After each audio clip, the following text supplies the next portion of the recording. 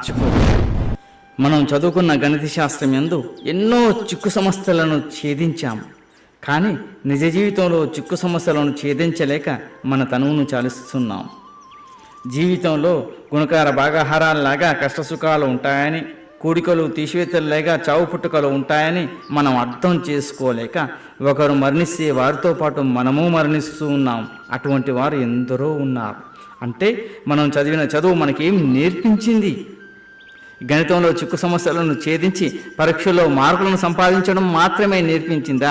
నిజ జీవితంలో నీకు ఎన్నో సమస్యలు ఉంటాయి, అటువంటి సమస్యలను నువ్వు ఎన్నింటినో ఎదుర్కోవాలి అన్నటువంటి అంశాన్ని నీకు నేర్పించలేకపోతే ఆ చదువు చదివే కాదు. ఈ వాస్తవాన్ని గుర్తుంచుకో. జీవితం అంటే ఎన్నో కష్ట సుఖాలు, ఎన్నో కష్ట నష్టాలు ఉంటాయి. వాటన్నింటినీ ఛేదించడమే జీవితం అని ఈ చదువును నువ్వు నేర్చుకోవడం ప్రారంభించిన నాడే నీ జీవితం ఆరోగ్యంగా ఉంటుంది, ఆనందంగా ఉంటుంది.